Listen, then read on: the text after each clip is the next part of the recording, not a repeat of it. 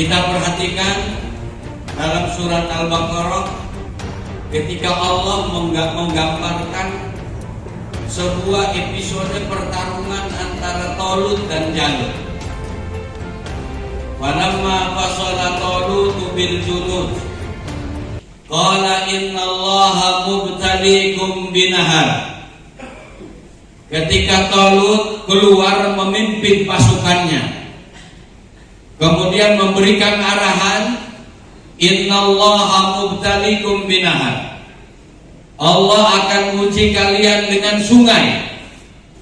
Faman syariba minhu falaysa minni. Yang minum dari air sungai falaysa minni, bukan termasuk pasukanku, kata Talut.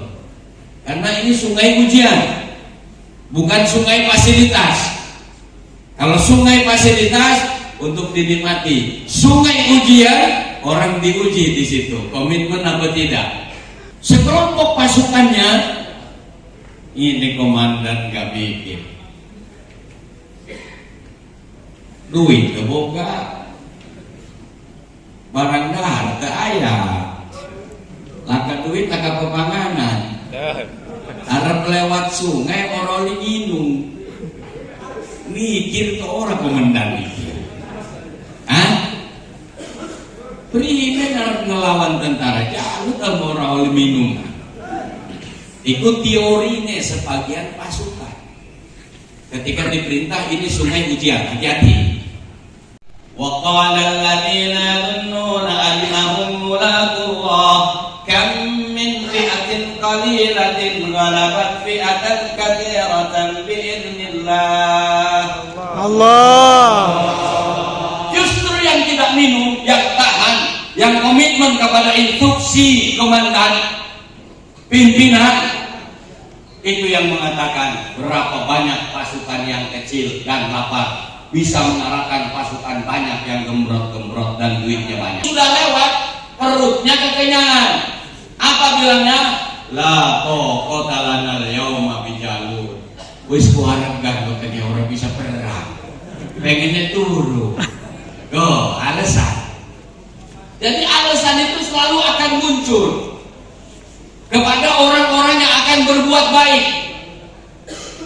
Waktu kondisi mekene, alasannya mekene.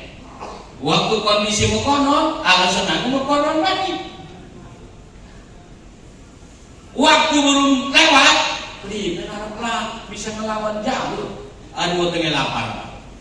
Begitu wis lewat pada minum, waduh, orang kuat ngelawan Jalut, keluaran kan? Apa buat?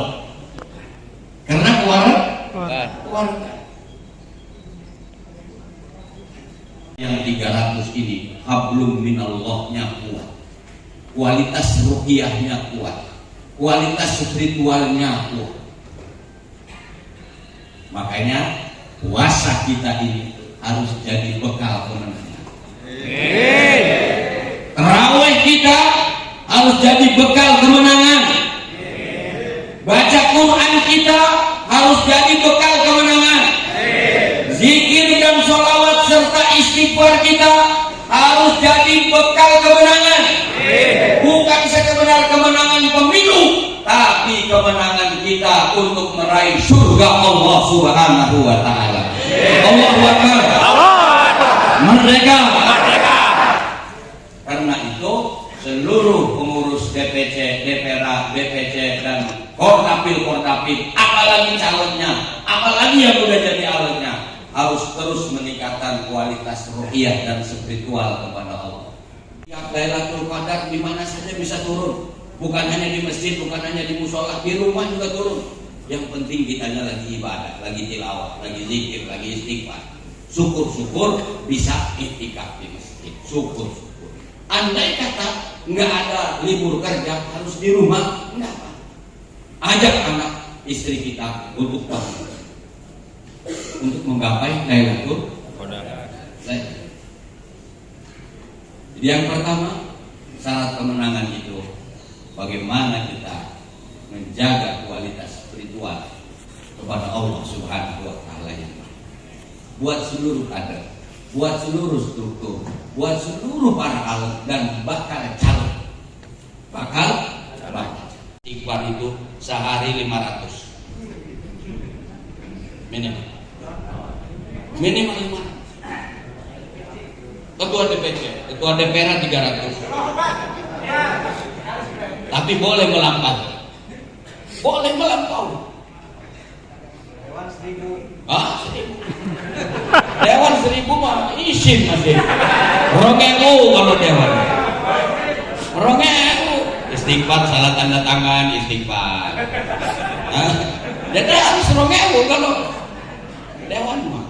Adabnya luar biasa. Baca Qur'annya luar biasa. Istighfarnya luar biasa. Zikirnya luar biasa. Modalnya terbatas, tapi Allah berikan kemenangan berlipat-lipat daripada modalnya. Bagaimana? Wa anzala junudan lam tarauha. Allah turunkan tentara-tentara yang tidak bisa dilihat sama orang, yaitu dari para malaikat. Subhanallah. Kenapa? Karena pantas ditolong. Karena pantas.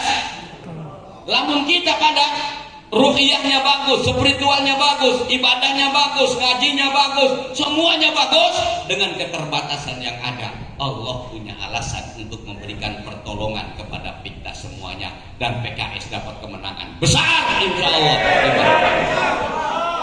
Allahu Akbar. Merdeka. Jelas. Itulah maknanya ta'awun dan kerjasama. Dewan bukan untuk membangga-banggakan jabatannya, dan itu yang harus dipahami. Dewan-dewan kita juga alhamdulillah responsif terhadap permohonan-permohonan dengan keterbatasannya. Amin. Karena Pak Gembong mengatakan masih ragu, saya bilang kalau itu saya barisan kita harus kokoh dan kuat. DPW, DPD, DPC, DPR satu jalur. Maka kebijakan-kebijakan struktur juga jangan kasih ruang orang itu sesok mungkin. Saya bilang. Saya sudah bilang sama Pak Gembong dan teman-teman DPW, upayakan. Amin. Saya libuhul batil bin itu.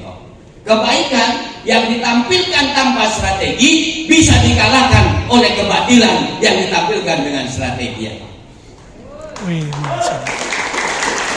Yang kedua, kita bangun kebersamaan. Yang ketiga, keikhlasan dasar perjuangan kita. Keikhlasan dasar perjuangan. Yang keempat, strategi. Ini penting. Strategi ini penting. Kita melangkah untuk menang tanpa strategi itu rasanya naif namanya. Perang yang dipimpin sama Rasul saja pakai strategi. Rasul waktu mau hijrah saja pakai strategi. Keluar ke arah Gua Sur yang bukan sejalan dengan arah Madinah, itu bagian dari strategi. Memilih Abu Bakar As-Siddiq radhiyallahu anhu untuk menjadi pendamping perjalanan, itu bagian dari strategi. Membayar Abdullah bin Uraiqid untuk menuntun ontaknya, bagian dari strategi. Menempatkan Ali bin Abi Thalib tidur di kamarnya Rasul, bagian dari strategi. Maka strategi ini juga penting. Strategi pemenangan harus ada, strategi pencalegan, Pak Agus, Pak Gembong, ini ada juga harus. Strategi pencalegan itu bagian dari strategi pemenangan. Ibadah, zikir, selawat, kapindo, kompak, jaga kebersamaan dan persatuan. Yang kaping telu, ikhlas. Kaping papat, strategi yang bagus. Ajar digain sepanduk pasang di pojokan sing ketutup kuih. Bukan strategi. Strategi itu